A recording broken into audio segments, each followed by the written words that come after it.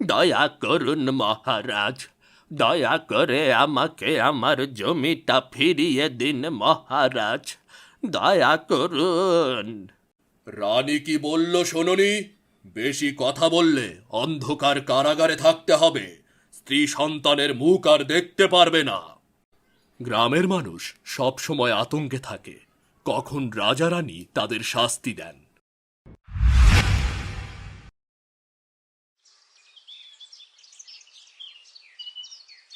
আসতে যেও, আমার শরীরটা তত ভালো নয়। আমি চাই আমার সন্তান পৃথিবীর শ্রেষ্ঠ শক্তিশালী হোক, তাকে দেখে যেন কোনো রাক্ষস খোক্কসও ভয় না পায়। কখনো এই সতীনের ছেলে বীর যেন এই রাজ্যে ফিরে না আসে।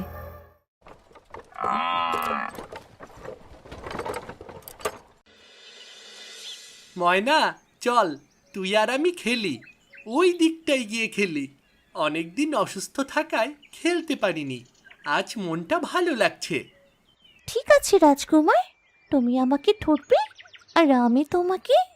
আরে, ওটা তো দেখে মনে হচ্ছে এক সাধু।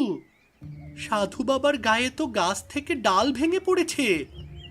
আমাকে ওই সাধু বাবাকে বাঁচাতে হবে, যে করেই হোক বাঁচাতেই হবে।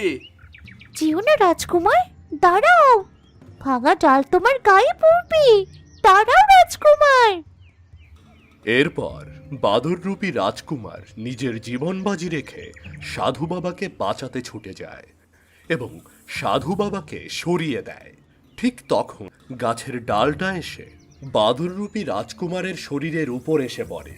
কি হচ্ছে সব? একটা সামান্য বাদর আমার প্রাণ বাঁচালো। ডালটা তাড়াতাড়ি সরিয়ে দেই, না হলে বাদরটা মারা যাবে। আমি গিয়ে দাসী লতাকে ডেকে নিয়ে আসি। লতা ছাড়া রাজকুমার সুস্থ হবে না। রাজকুমারকে যে করেই হোক সুস্থ করতে হবে।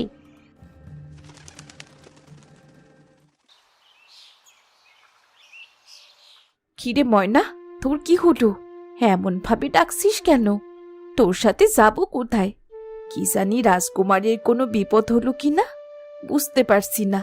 তাড়াতাড়ি চল ময়না, গিয়ে দেখি কি হলো।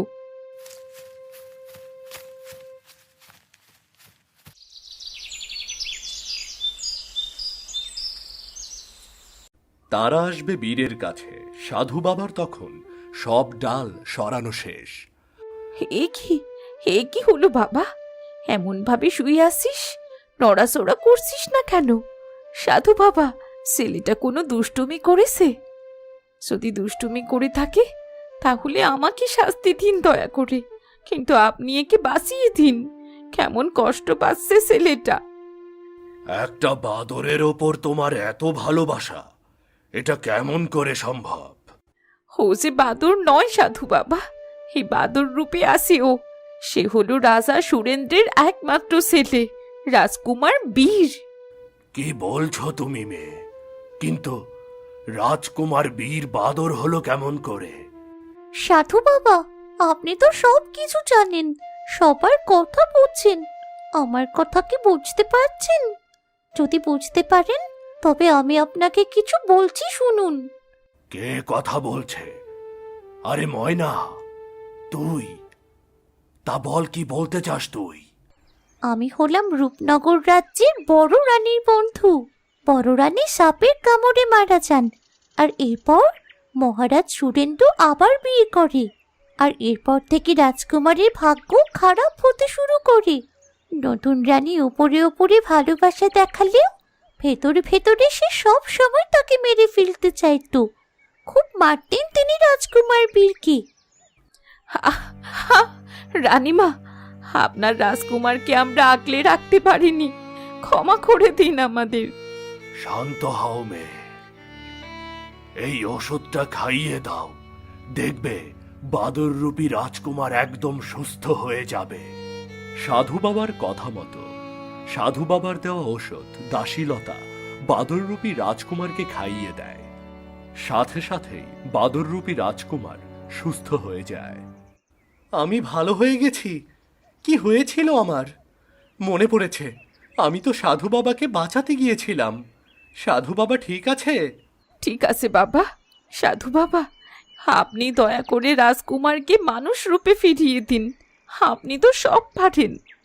মারে, এটা যে এখন সম্ভব নয়। রাজকুমার তখন তার আসল রূপ ফিরে পাবে যখন তার 20 বছর বয়স পূর্ণ হবে।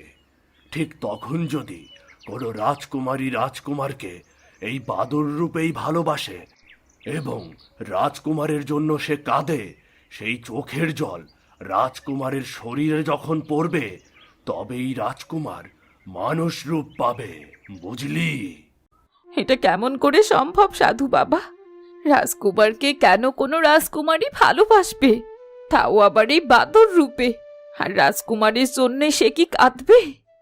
এটাই যে নিয়তি রে মা, এটাই লেখা আছে রাজকুমারের ভাগ্যে। এমনটা ঠিক হবে সময় হলে। আমি যে শুধু উদাহরণ। রাজকুমার, এটা তুমি তোমার কাছে রাখো। এটা সাধারণ কিছু নয়। যেদিন তুমি মানুষ রূপ ফিরে পাবে, সেদিন এই নীল পানীয়টা তোমার বাবা সুরেন্দ্রের গায়ে দিও। এটা দিলে কি হবে সাধু বাবা? আমার বাবা আগের মতন আমাকে ভালোবাসবে? হ্যাঁ, তোমার ছোট ভাইয়ের করা বশ কেটে সে নিজের অবস্থায় আসবে। তখন আর প্রজাদের প্রতি অত্যাচার করবে না। তবে সাবধান, এটা তুমি মানুষ রূপ ফিরে পাবার পরেই করবে। আর আমি ওই তন্ত্রমাতার সকল তন্ত্র নষ্ট করার ব্যবস্থা করছি। তোমরা এসো এবার।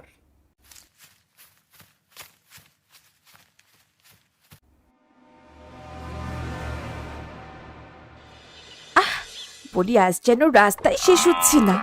এই ভরা পেট নিয়ে আর বসতে পারছি না। এই গাড়ি চালক, আর কত সময় দেরি হবে তোমার শুনি? এই তো সইলাইছি রানীমা। আপনি কি এইখানেই নামবেন নাকি আরো সামনে যাইমু? না না, আমি এখান থেকে যেতে পারবো। আজ আবার ঘুমিয়ে পড়ো না যেন।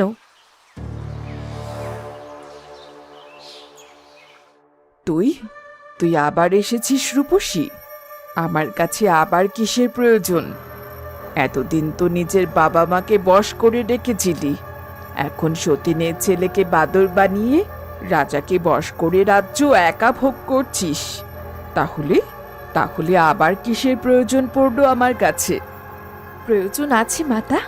আমি চাই আমার গর্ভের সন্তান যেন অনেক শক্তিশালী হয়, যাতে রাক্ষস খক্ষসরাও আমার সন্তানকে ভয় পায়। সে যেন একাই কয়েকটা রাজ্য শাসন করতে পারে। কিন্তু এটা করলে যে অনেক ক্ষতি হবে। অনেক অসহায় মানুষদের অনেক ক্ষতি হয়ে যাবে। এতে আমার কিছু যায় আসে না। ওই বীর জানোয়ার এ রাজ্যে কখনো আসতে না পারে। ঠিক আছে, তবে এর জন্যে তোকে বড় দাম দিতে হবে। তোর যে কোনো অঙ্গ নষ্টও হয়ে যেতে পারে। আমি সব করতে রাজি আছি মাতা, শুধু আপনি আপনার কাজ শুরু করুন। ঠিক আছে, আমাকে যজ্ঞ করতে হবে। হিরিং কিরিং ছট, হিরিং কিরিং ছট। শয়তান রাজ, শয়তান রাজ, আমি তন্ত্রমাতা, তোমাকে স্মরণ রাখছি। আমার সামনে চলে এসো। বল, আমাকে কেন ডেকেছিস? শোন, আগেই বলে রাখছি, আমি কাউকে স্বার্থ ছাড়া উপকার করি না। 2 মিনিট ভেবে বল, কি করবি? আমি 100 বছর সাধনা করেছি, কখনো কিছুই তোমার কাছে চাইনি বিধাতা। আমি একজন সাধু হয়ে আমি চাই যে তন্ত্রমাতা রাজকুমার বীরের প্রতি এত বড় অন্যায় করেছে, তার তন্ত্র শক্তি নষ্ট হয়ে যায় যেন। আমি এটাই চাই। তাই হবে বৎস, তোর সাধনাতে আমি সন্তুষ্ট অনেক। তোর মতো একজন ভালো মানুষ যার মনে কোনো পাপ নেই, তার কথা অমান্য করতে পারবো না আমি। আমরা এখনই তন্ত্রমাতার ওই তন্ত্র শক্তি নষ্ট করে দিচ্ছি। শয়তান রাজ, তুমি যা বলবে তাই হবে। রূপসী তার যে কোনো অঙ্গ দিতেও রাজি আছে। আমার এমন মনে হচ্ছে কেন? আমি চলে যাব, এই তন্ত্রমাতা। আমাকে এখান থেকে পাঠিয়ে দে, না হলে কিন্তু খবর আছে, ভালো হবে না কিছুতেই। আহ, আহ, আহ, আহ, আহ, আহ। কি হচ্ছে কি শয়তান রাজ? শয়তান রাজ, আমি তোমাকে তোমার রাজ্যে পাঠানোর ব্যবস্থা করছি। তন্ত্রমাতা শয়তান রাজকে তার রাজ্যে পাঠিয়ে দিতে চায়, কিন্তু পারে না। এই তন্ত্রমাতা, তুই তোর শক্তি হারিয়েছিস, আমার সাহায্য আর পাবি না তুই। আমি নিজেই চলে যাচ্ছি। আহ, আহ, আহ, আহ, আহ। যাবার আগে এই রানীর চুলগুলো নিয়ে যাব। আহ, আহ, আহ, আহ, আহ, আহ, আহ, আহ। আমার যে জিনিসে নজর যায় তা আমার হয়ে যায়। আহ, আহ, আহ, আহ, আহ, আহ, আহ, আহ। আহ, কি করলো আমার এত বড় ক্ষতি? আমার শক্তি, আমার জাদু সব নষ্ট করে দিল। এখন এখন আমি সাধারণ মানুষ। তোমার কাছে এসেও আমার কোনো লাভ হলো না, উল্টো আমার চুল হারালাম। এবার রাজ্যে গিয়ে আমি কি বলবো সবাইকে? ধন্যবাদ প্রকৃতি, তোমাদের আমার কথা রাখার জন্য ধন্যবাদ।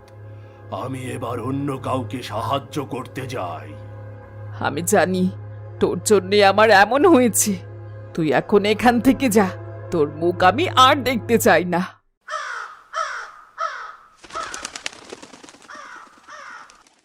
এ কি রানীমা, আপনার মাথায় চুল কই? কেমন যে দেখাইতেছে আপনারে। এইখানে নেড়া হওয়ার লিগাইছিলেন নাকি? আগে বললেই পারতেন, মহারাষ্ট্রে দিয়া ভালো নাপিত আনাইতাম। তুই হাসি থামাবি, না হলে রাজ্যে গিয়ে মহারাজকে বলে বলি দেব তোকে। না রানীমা, এমনটা করবেন না, আমি আর হাসুম না। বলি কি রানীমা, আমার কাছে আলগা চুল আছে, আপনি চাইলে মাথায় দিতে পারেন, না হইলে প্রজারা সবাই হাসাহাসি করব। সত্যি তোর কাছে আলগা চুল আছে? কই কই, দাওতে কি? রানী রূপসী গাড়ি চালকের কাছ থেকে আলগা চুল নিয়ে মাথায় দেয়। ঠিক তখন রানী রূপসীর প্রসব বেদনা শুরু হয়। এই তাড়াতাড়ি গাড়ি চালাও, আমার সন্তান হবার সময় হয়ে গেছে। এই তো রানীমা, যাইতাছি যাইতাছি রানীমা।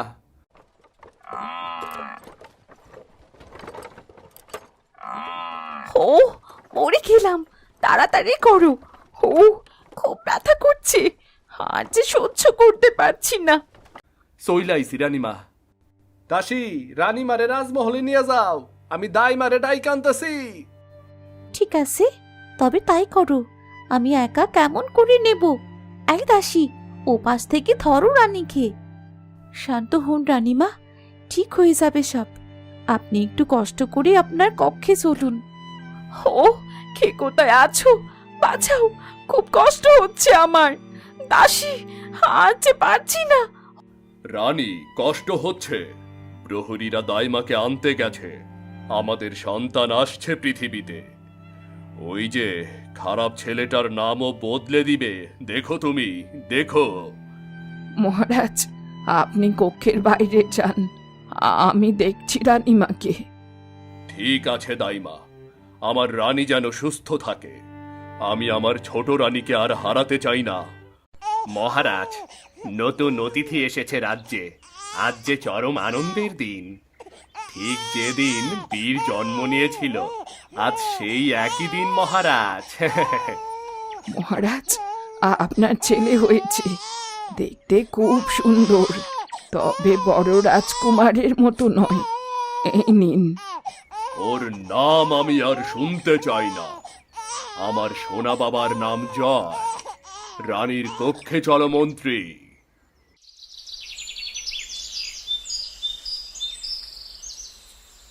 রানী, তুমি সুস্থ আছো? হ্যাঁ মহারাজ, হ্যাঁ। যাক, রাজার বশ কাটেনি, এবার আমি নিশ্চিন্ত। মহারাজ, আজ থেকে আমাদের সন্তান এই রাজবাড়ি মাতিয়ে রাখবে। দেখতে দেখতে 10 বছর কেটে যায়। সবকিছু পরিবর্তন হয়েছে। গ্রামে এসেছে দুঃখ, কষ্ট আর হাহাকার। তবে রাজকুমার জয় কিন্তু বীরের স্বভাবই পেয়েছে। তোমরা ওনাকে এমন করে বেঁধে রেখেছো কেন? একটু ধানই তো দেয়নি গরিব মানুষ, নিজেই তো খেতে পারছে না। আবার বাবা তো রাজা, তো কেন সে প্রজাদের কষ্ট দেয়? ছেড়ে দাও, ছেড়ে দাও বলছি, ছেড়ে দাও। মহারাজ বকা দেবেন রাজকুমার, আমরা পারবো না ওই লোকটার ছাইরা দিতে, মহারাজ বকা দেবে। বলবে আমি ছেড়ে দিয়েছি, বাবা কিছু বললে আমি রাজ্য ছেড়ে দেব বললাম। বাবা, তোমাকে এখানে আসতে কে বলেছে? এইসব প্রহরীরা দেখছে, তুমি যাও এখান থেকে। না না না, আমি যাব না। প্রহরীরা না থাকলে তো রাজ্যের কোনো মূল্য নেই। ছেড়ে দাও প্রহরী, তাড়াতাড়ি ছেড়ে দাও, তা না হলে আমি চলে যাব রাজ্য থেকে।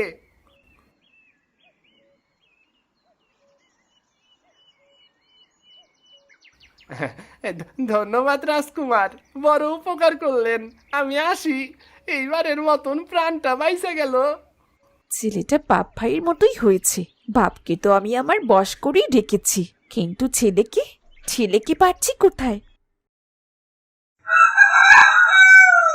রাজকুমারের আজ 20 বছর পূর্ণ হলো। রাজকুমারের জন্যে পায়েস রান্না করেছি। খুব সুন্দর গন্ধ, আমি মানুষ হলে খেতে পারতাম, কিন্তু দাসী লতা তো আমার কথা বোঝেন না। আমি বরং রাজকুমারকে ডেকে আনি। রাজকুমার, তুমি এখানে বসে কলা খাচ্ছ, আর আমি তোমাকে সে কখন থেকে খুঁজছি। তোমার মা তোমার জন্য পায়েস রান্না করে রেখেছি রাজকুমার। পায়েস? তাহলে তো যেতে হয়। দাঁড়া, মনে হচ্ছে কেউ আসছে ঘোড়ায় চড়ে। দূর থেকে তো কোনো মেয়ে মনে হচ্ছে। আরে কি সুন্দর চেহারা, এ তো কোনো রাজকুমারী মনে হচ্ছে। তখন একটা সাপ গাছ থেকে রাজকুমারীর গায়ে পড়বে আর পেঁচিয়ে ধরবে। রাজকুমারী ঘোড়া থেকে লাফিয়ে পড়ে।